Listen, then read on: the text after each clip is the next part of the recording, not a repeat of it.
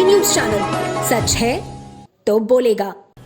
मामला सिकंदरपुर थाना क्षेत्र के डूहा बिहरा गांव का है, जहां कोटेदार लक्ष्मण यादव पर कोटे में धांधली का आरोप लगाया गया था, जिसके बाद कोटेदार ने लंबी लड़ाई लड़ी और अपने कोटे की दुकान को बहाली करवाया।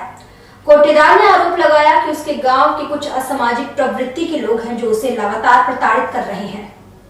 इस दौरान कोटेदार लक्ष्मण यादव ने मीडिया को बताया कि 7 अगस्त 2020 को उनके कोटे की दुकान को निरस्त किया गया था।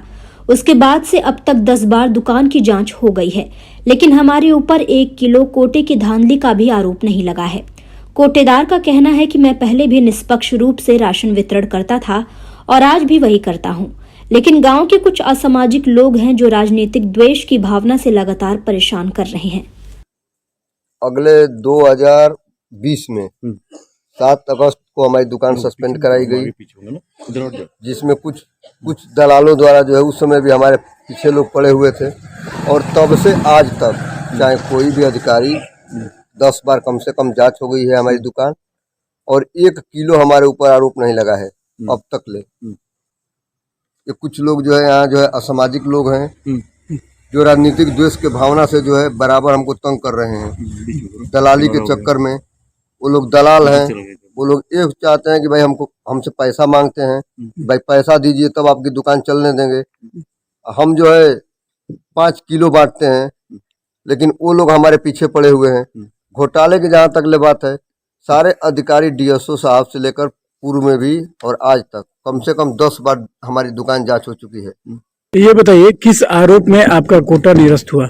आरोप कोई नहीं था, हाँ कोई आरोप ही नहीं था। बस यही तहसीलदार साहब, नायब तहसीलदार जो है दबाव में किए कि कोरोना काल में जो है मैं संक्षिप्त जांच किया, और उसी के आधार पर जो एक व्यक्ति द्वारा जो है केवल कहा गया, वो भी उसके पति का नाम सही था।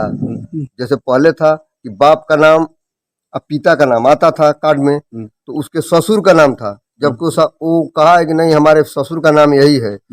इसी को आधार बनाकर जो है जबरदस्ती दुकान सस्पेंड कराई गई। ठीक है, सस्पेंड कराएगी। इसके बाद आपने इसकी लड़ाई कैसे लड़ी? कहाँ से फिर आपने बहाल कराया, किस सन में? इसके बाद मैंने फिर जो है मंडलायुक्त आजमगढ़ के हम अपनी अपील की, वहाँ जो है अपील चली 2 साल। 2 साल के बाद मैंने बहाल होकर आया। 18 फरवरी को 18/2/2022 को हमारी दुकान बहाल हुई। तब से और आज तक अब अगले महीना 30/9 को हमारी दुकान बहाल हुई। फिर यहाँ से एसडीएम के यहाँ से ये लोग जो है आने के बाद भी 7 महीना हमारी दुकान को जो है बहाल नहीं होने दिए।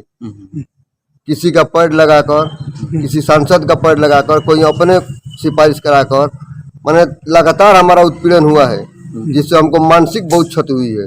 फिर तो ये फिर आपका जब बहाल हो गया तो ऐसा सूचनाएं आ रही हैं कि गांव के लोग आपकी बहाली से आक्रोशित है, क्या सच्चाई है? नहीं सर, ये तो आप आए हैं और जनता भी बता देगी। आप एक जनता से पूछ लीजिएगा जो कोई हमारे विरोध। एक खबर भदोही से है, जहां ज्ञानपुर रेलवे स्टेशन के बाहर से लगातार बाइक चोरी का मामला सामने आ रहा था, जिसको संज्ञान में लेते हुए चौकी प्रभारी गोपीगंज खुद ज्ञानपुर रोड रेलवे स्टेशन के सामने पार्किंग में पहुंचे और कुछ बाइकों में पुरानी चाबी लगाकर देखा तो उसका लॉक खुल गया, जिसके बाद चौकी प्रभारी भड़क उठे और बाइक के मालिकों को लॉक बदलने को कहा। साथ ही इस दौरान कुछ बाइकों का चालान भी किया। बता दें कि गोपीगंज नगर के ज्ञानपुर रोड स्थित स्टेशन के सामने से पिछले दिनों यात्रियों की बाइक चोरी होने के मामले को संज्ञान में लेते हुए थाना प्रभारी गोपीगंज खुद जांच के लिए ज्ञानपुर रोड रेलवे स्टेशन की पार्किंग में पहुंचे। इसके बाद उन्होंने पुरानी चाबी लगाकर देखा तो बाइक का लॉक खुल गया।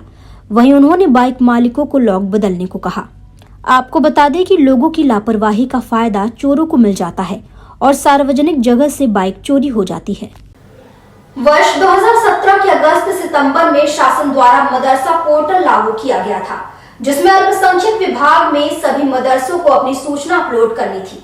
आजमगढ़ में वर्ष 2017 के सितंबर से फरवरी 2018 तक मदरसों के अपलोड की सूचना पर जिला अल्पसंख्यक अधिकारी द्वारा सत्यापन के उपरांत 700 मदरसा को लॉक तथा अनलॉक करना था, जबकि 387 मदरसे को लॉक किया गया था, जबकि 313 मानक में नहीं थे, उनको अनलॉक किया गया था। वहीं शिकायत पर आजमगढ़ में शेष 301 की एसआईटी द्वारा जांच में 219 मदरसे मानक विहीन पाए गए, जिसकी रिपोर्ट शासन को सुपुर्द किया गया। इस मामले में खास बात यह है कि 39 अस्तित्व विहीन मदरसों को आधुनिकीकरण योजना के तहत सरकारी धन का भुगतान भी किया गया है, तो वहीं फर्जी अभिलेखों के माध्यम से 180 मदरसों के डाटा को पोर्टल पर भी अपलोड किया गया है। वहीं इस मामले में कार्यवाही को लेकर मदरसों के प्रबंधक व शिक्षकों के खिलाफ एसआईटी ने एफआईआर दर्ज कराने तथा संबंधित अधिकारियों के विरुद्ध विभागीय कार्यवाही की संस्तुति की है। वहीं तत्कालीन डीएमडब्ल्यू लालमन व प्रभात कुमार के साथ तत्कालीन रजिस्ट्रार जावेद असलम जांच में दोषी पाए गए हैं। इन पर मदरसों को मान्यता देने व वित्तीय लाभ पहुंचाने के आरोप हैं। कुछ मदरसों पर कार्रवाई की गई है, क्या मामला है पूरा? देखिए जो है, सबसे पहले तो आप ये जानिए कि हमें जो है इस तरह की कोई आधिकारिक सूचना नहीं है। जैसा कि मीडिया के ही माध्यम से हम लोगों को भी जानकारी हुई है, आप ही लोगों के द्वारा, कि कोई कार्रवाई की जा रही है। प्रकरण जो जानकारी में आया है वो वर्ष 2017 में मदरसा पोर्टल जो है शासन की तरफ से पूरे प्रदेश में लागू किया गया, जिसमें पोर्टल पर मदरसा प्रबंधन द्वारा अपने मदरसे से संबंधित समस्त सूचनाओं को अपलोड करना था। उसके बाद जो है उनके सबमिट करने के बाद वो जिला अल्पसंख्यक कल्याण अधिकारी के लॉगिन पे आता, जिसका सत्यापन जिला अल्पसंख्यक कल्याण अधिकारी कार्यालय के स्तर से हो करके और उन मदरसों को पोर्टल पर लॉक करना था। तो उसमें जो है कुल जो है 700 मदरसे जो है अपनी सूचना अपलोड किए, जिसमें से 387 मानक अनुरूप जो पाए गए उनको पोर्टल पर लॉक किया गया। 313 कुल मदरसे थे जो मानक अनुरूप नहीं थे, उनको जो है लॉक नहीं किया गया। उसमें जो है वर्ष 2020 में प्रकरण जो है एसआईटी जांच के लिए संदर्भित कर दिया गया शासन से। उसी जांच की रिपोर्ट जो मीडिया के माध्यम से हम लोगों को भी कल देर रात में पता चला है, जो वो ज्ञात हुई है कि रिपोर्ट शायद एसआईटी द्वारा सबमिट किया गया। अभी उसकी आधिकारिक जो है सूचना या पुष्टि हम करने की स्थिति में नहीं है। सर ये कह रहे हैं कि आधुनिकीकरण योजना के तहत भी कुछ जांच की गई थी। उसमें कुछ मदरसे आधुनिकीकरण योजना से के अंतर्गत भी थे। उस 313 में जो है मान्यता प्राप्त मदरसे और आधुनिकीकरण योजना से आच्छादित मदरसे ही थे, जिनकी जांच एसआईटी कर रही है।